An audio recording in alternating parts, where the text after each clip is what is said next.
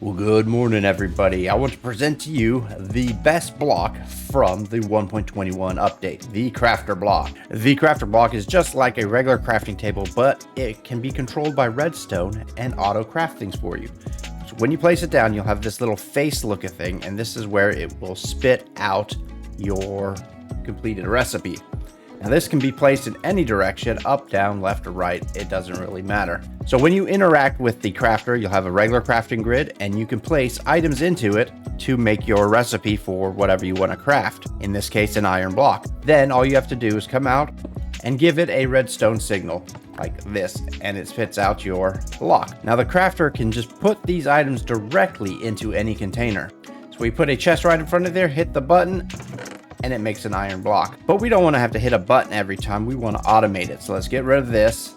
Take a comparator. Since a crafter is essentially a container, each one of these spots gives a signal strength of 1. So there are 9 spots here, so there should be a output signal of 9, which is awesome. So we can just go like this and all the way around, and boom, it just made a block.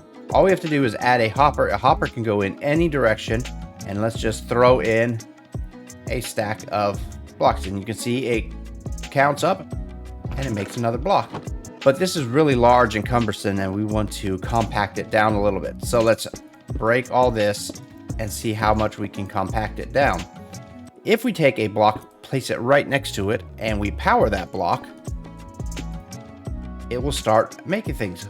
But if you look, it's only got a signal strength of 2, so it's going to start making pressure plates, and we don't want pressure plates, we want blocks. So how we ensure that we have a output strength of 9 before it pulses, we're going to come over here, put down a hopper with a comparator and a piece of redstone dust, and right now we have an output signal of 0. And then inside of the hopper, we're going to put our 3 wooden shovels. They could be any non-stackable item, and you can see it has an output strength of 9. So the comparator will not send out a signal unless it is matching the signal that's coming in the side. So if we put this piece of redstone here, it will pulse, making the iron block. So if we just put a bunch in the top here, you can see it's counting up, but the signal strength has not come out until it hits a 9. And there you go. Now, if you want to make iron bars, you would just click each one of these spots here, and clicking to disable the slot is the same as having a item in there. So when I click that, it gets a 9 and it makes iron bars. So that's how you can change your recipe. So right now it's just going to make a bunch of iron bars. Now I said the crafter can spit an object into any kind of container. Well, the crafter is pretty much a container also, so we can have it shoot one into another one. All we have to do is add a block next to it and power both of these blocks. So now you can have an item craft something and then shoot it into another crafter to recraft it. If we use bamboo, it will make a bamboo block, which then can be crafted into bamboo planks. So if we just turn off all these, when we put bamboo into the top here, it will craft the bamboo blocks, shoot it into there, and then shoot out the bamboo planks, which is a easy, simple way to do a 2-stage crafting without having to build an entirely new system. And that's how you can build crafters with a single item. But if you want to build with multiple items, let's say like firework rockets, we're going to have to start with something totally different. So let's break all this. For 2-item recipes, we're going to start with the block that we're going to power, and we're going to place our crafter on top of that. Plus, we're going to have to add some hoppers coming in the side. And we have something that looks like this. Now we're going to have to set our recipe in the crafter. So we're going to put our gunpowder and our paper in here. And since this is our recipe, we're going to disable all these other slots. Unlike the single item recipes, we need to have both spots full to the max. And we will only pulse the system when a new item comes into the hopper. So we come around the back here and place down our blocks with some comparators looking at both of these hoppers. So we want to signal the crafter when there is an item inside this hopper and inside this hopper. So we have to build ourselves an AND gate. So we're going to place a block on the output of both of these comparators with a torch on both of these. So if I put a piece of gunpowder in this hopper, this redstone torch will turn off, and if I place one in here, that will turn off, meaning this is ready to pulse because we have enough resources to refill this recipe, so we will not lose the recipe. So let's just take a redstone line from underneath these redstone torches and put them into a block.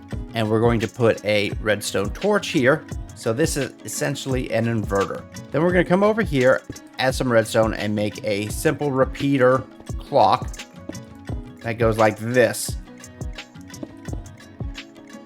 As you see, it's just pulsating.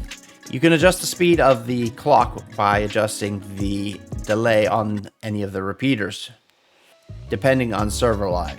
So all you have to do is just place that to there, and there's your firework rockets.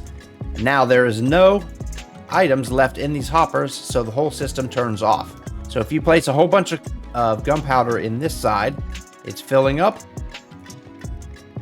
This is turned off. It's just waiting for paper.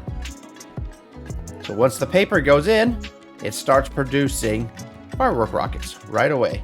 Now let's say you want to make something like sea lanterns. Sea lanterns are a little bit more complicated recipe, and there are multiple stacks of the same item in there. Now typically your Guardian farm will produce a lot more prismarine shards than it does crystals. So you will usually have a backup of shards on one side, and the other side will be empty, just waiting for one crystal to come in. And as you see, we got ourselves a sea lantern. So as you put one in there, you get sea lanterns. It works just great.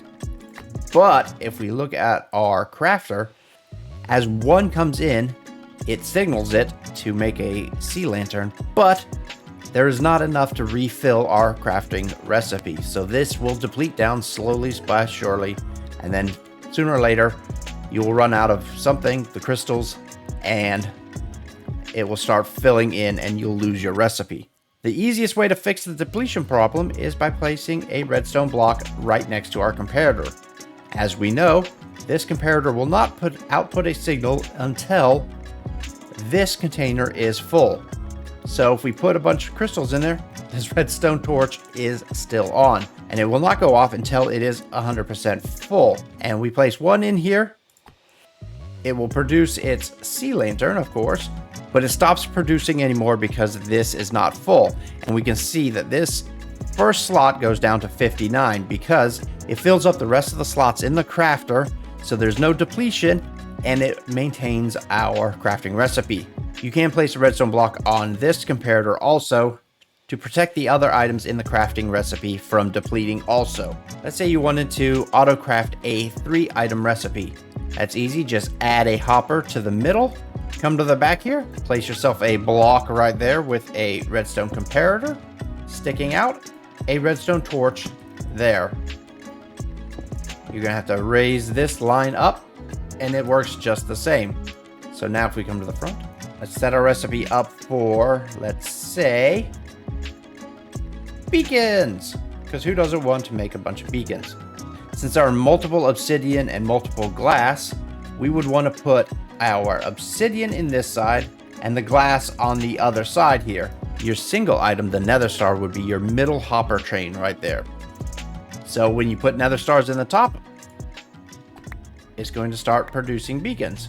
And guys, that is the crafter and how you use it. So guys, I want to say thanks for watching. And if you like this video, click that like button. And if you really liked it, consider clicking the subscribe button. And I'll catch you guys later. Bye.